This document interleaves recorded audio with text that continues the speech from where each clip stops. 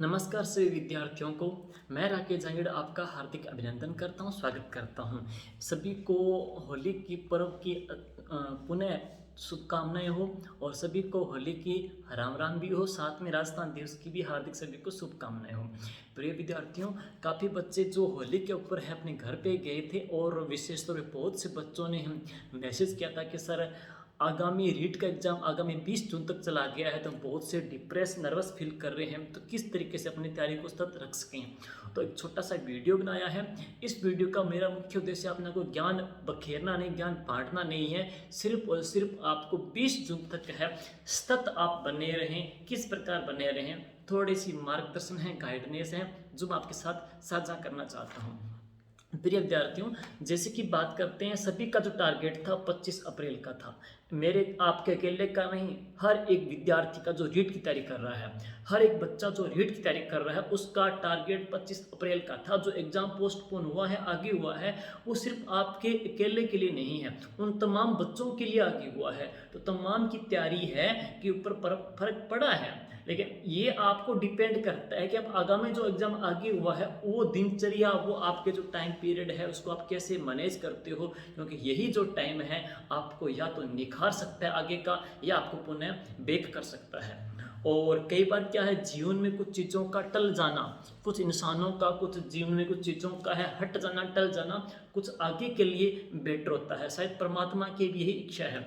तो इस एग्ज़ाम जो आगे हुआ है, इस एग्ज़ाम के अंतर्गत है आप अब पाओगे कि आपकी क्या स्ट्रेंथ थी, क्या आपकी वीकनेस थी, उनके ऊपर पुनः आप मनन करोगे, मंथन करोगे और पुनः उन कमियों को आप दुरुस्त करके नए सिरे से वापस होकर के आप जुटोगे हैं।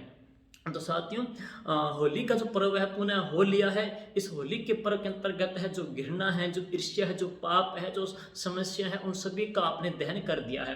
अब बिल्कुल वापिस अपने स्वच्छ मन से 1 अप्रैल से आप अपने उसी रण क्षेत्र में आ जाइएगा, अपनी गुफाओं में वापिस अपने प्रस्थान कीजिएगा, अपनी गुफाओं के अंतर्गत आ जाइएगा, अपनी पुनः तपस्या को चालू कर दीजिएगा, क्योंकि ये समय साथियों लीन होने का है। आप यह कहकर के इसको नेग्लेक्ट नहीं कर सकते कि आपका एग्जाम आगे हो चुका है। आपको अंतिम दिन तक लड़ना है साथियों, अंतिम दिन तक लड़ना है। एक बात मैं और बता दूं कि जो बच्चा अभी से लेकर के 20 जून तक अपना जो विजन बना करके चलेगा, जो टारगेट लेकर के चलेगा, एग्जाम वाले दिन तक जिस बच्चे का टारगेट होगा ना, वही बंदा अपनी सीट है सेफ या सुरक्षित कर सकेगा। बाकी 16-17 लाख जो फॉर्म भरे गए हैं, वो आप देखते हो सिलेक्ट कितने होंगे, 30 हजार बच्चे सिलेक्ट होंगे, और वही सिलेक्ट होने हैं जिसका परम ध्येय है 20 जून तक चलेगा। तो जो अपना टारगेट एग्जाम के लास्ट दिन तक लेकर के चलेगा, वही बच्चा साथियों सिलेक्ट होगा। तो पुनः अपने 1 अप्रैल से है आप इसमें वापिस जुट जाइएगा है। तो इसके अलावा मैं बात करना चाहता हूँ, कुछ मैंने पॉइंट नोट डाउन किए हैं जिनको आपसे साझा करना है, शेयर करना है। तो एक बात और है कि साथियों 1 अप्रैल से है, हम बात करते जैसे कि एग्ज़ाम आगे हुआ है, तो बहुत से विद्यार्थी हैं एग्ज़ाम आगे हो गया है, अब आगे और भी आगे होगा या नहीं होगा, तो डिप्रेशन में चले गए हैं। उसमें इसके अब उन पर डिपेंड करता है कि वो 1 अप्रैल के बाद 20 जून तक का जो टाइम है वो कैसे व्यतीत करते हैं। जैसे मैंने पहले बताया था कि जिसका अंतिम दिन तक जो टारगेट विजन होगा ना, वही विद्यार्थी वहाँ पे सिलेक्ट होगा। लेकिन कुछ विद्यार्थी है अपने मार्ग से है वो विमुख हो जाएंगे, जैसे कि अनर्गल काम जो काम है, या हम बात करते हैं यूट्यूब वगैरह है, टेलीग्राम है, या कोई अन्य कोचिंग है, या भ्रामक अफवाह में आकर के एग्जाम होने नहीं है, आगे होना है, इन प्रकार की परिस्थितियों के अंतर्गत अपने खुद को अपने ऊपर हावी कर लेंगे और तरोतर है वो हट जाएंगे हैं। लेकिन कुछ एक ऐसे विद्यार्थी भी हैं जो अब एग्जाम आगे हो गया है, तो इसके अंतर्गत है अपने टाइम पीरियड का, अपने पूरे दिनचर्या का मैनेज करेंगे है। इसके अंतर्गत है, मैंने एक बात मैं और कहता हूं कि एग्जाम जो आगे हुआ है ना, अब आपके हाथ में है कि 20 जून तक है 15 या 20 अंक है, वो आप बढ़ा भी सकते हो। जो आपका एवरेज स्कोर आ रहा है, जैसे 115 किसी बच्चे का आ रहा है, तो बच्चा 115 को 125 या 30 तक लेके जा सकता है आगामी 20 जून तक, अगर अपनी टारगेट पूरी टाइम टेबल बनाएगा है। और कई विद्यार्थी हैं जिसका टारगेट 115, 12, 10, 12 तक अच्छा शानदार बन रहा है, लेकिन अब वो क्या करेंगे, एग्जाम आगे आगे हो चुका है, कौन इतना पढ़े या कोई और काम में लग जाएंगे या अपनी तैयारी को छोड़ देंगे।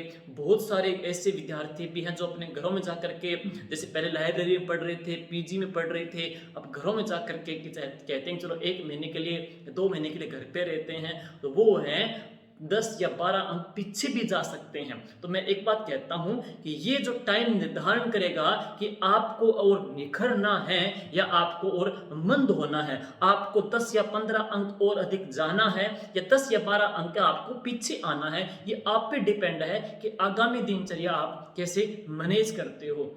एक जो सफल विद्यार्थी है या सफल होने वाला विद्यार्थी है, एक संघर्षशील जो विद्यार्थी है, वो क्या करेगा, अब पीछे अपने जो पेपर दे रहा था या कोई उसने मॉडल पेपर दिए हैं तो उसने जो टॉपिक से शानदार कर लिए हैं, कई टॉपिक में उसने देखा कि उसको कमियां फील हो रही थी जहाँ पे उसके नंबर कम आ रहे थे। मान लेते जैसे कि कोई गुप्त काल के अंतर्गत है या कोई साइकोलॉजी के अंतर्गत हम बात करते हैं, संज्ञानांद में कोई कॉग्निटिव थ्योरी आ गई है या कोई राजस्थान जीके में कोई विशिष्ट टॉपिक में वहाँ उसको प्रॉब्लम आ रखी है क्योंकि एग्जाम तो आ चुका था, तो उसने उन टॉपिक को क्या किया, आनन फानन में निकाल दिया था। लेकिन अब जो टाइम है वो प्रत्येक टू दैट टॉपिक को बिल्कुल कंसेप्ट से बारीकी से क्लियर करेगा, उसके शॉर्ट हैंड नोट्स बनाएगा और बाद में उन टॉपिक को शानदार पढ़ करके है अपने मित्रों के साथ इस टॉपिक के ऊपर चर्चा भी करेगा और क्या करेगा, उस टॉपिक के ऊपर है जो भी कोई क्वेश्चन है या कोई ओल्ड पेपर है वो निकालेगा और उसको हल करेगा। तो इससे उसका खुद का मूल्यांकन भी होगा।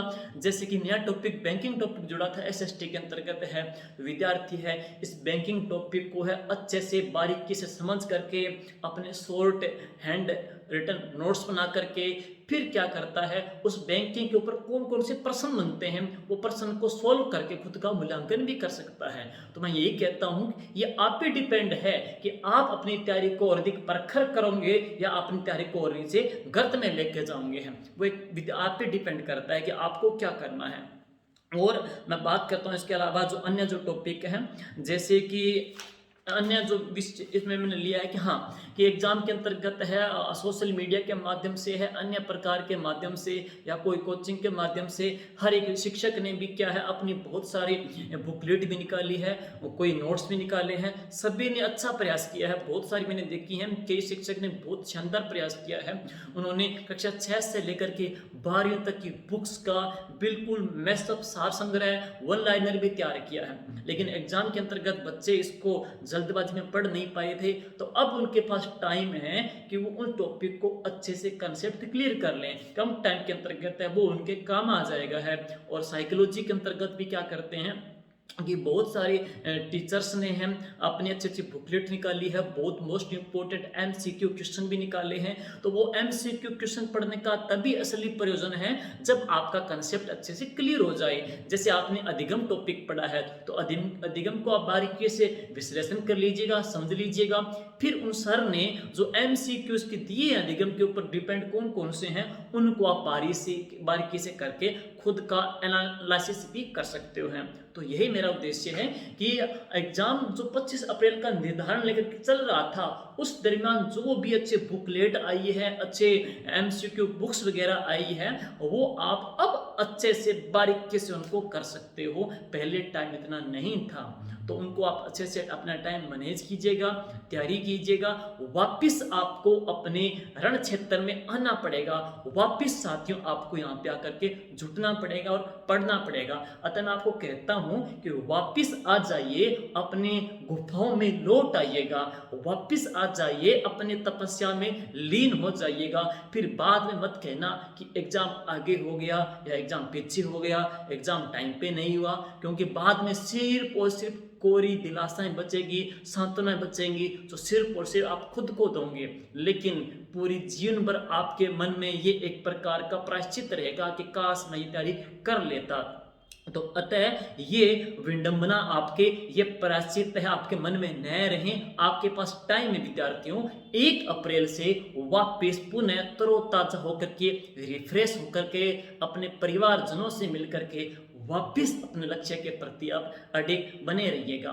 ये 2 ढाई 3 महीने की तैयारी पूरा जीवन आपका संवार देगी। और एक बात साथियों मैं और कहना चाहता हूँ कि पीछे की जितनी भी विगत जो मैंने पीछे की आरटेट भी देखी है साथियों, रीट भी देखी है, लेकिन ये जो रीट होगी ना बहुत विध्वंसक होने वाली है, क्योंकि इसकी मेरिट है, छप्पर फाड़ेगी इसकी मेरिट है। तो आपको मैं डरा नहीं रहा, आपको मैं कह रहा हूं कि आपको भी तैयारी इस प्रकार भयंकर करनी है कि 125 प्लस प्लस जाकर के आपका स्कोर गूंजेगा।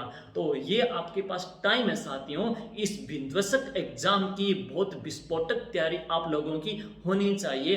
कहते हैं कि एग्जाम के किसी मैच के अंतर्गत है जो ओपनिंग है वो डिपेंड करती है, पूरे मैच का नक्शा पलट देती है। और आपको भी ये टाइम दिया है, क्या पता ये कुछ टला है एग्जाम, कुछ अच्छे के लिए टला हो, क्योंकि कंपटीशन बहुत ज़्यादा टाइट रहने वाला है, मेरिटें खूब इसमें जाने वाली है। और आपको इन मेरिटों के अंतर्गत है अच्छा अपना स्कोर बनाना है, अच्छा अपने कंसेप्ट क्लियर करना है और इसमें सेलेक्ट होना है। तो ये साथियों मैं कहता हूँ कि अपने अच्छे से तैयारी कीजिएगा। और एक बात और है कि हमें अपने जीवन में है हर एक चीज़ का एक मकसद होना चाहिए, एक लक्ष्य होना चाहिए कि हमारा मकसद क्या है, हमारा लक्ष्य क्या है। हर अगले दिन का आपका लक्ष्य होना चाहिए। कहते हैं कि बिना मकसद के, बिना लक्ष्य के ये जिंदगी, ये जो जीवन है हमारा उस एक लिफाफे के समान है जिसके ऊपर कोई एड्रेस नहीं लिखा होता और वो लिफाफा इधर उधर है, भटकता रहता है। तो आपको वो लिफाफा नहीं बनना है बिना पता लिखे, आपको पता लिखा हुआ लिफाफा बनना है जो डायरेक्ट है आपके लक्ष्य तक आपको लेके जाएगा है। और साथियों एक और बात मैं कहना चाहता हूँ आपको कि आपने जो अचीव किया है, आपने आपका मकसद बना लिया, आप लोगों ने आपका टारगेट आपने इसको अचीव भी कर लिया, डजेंट मैटर।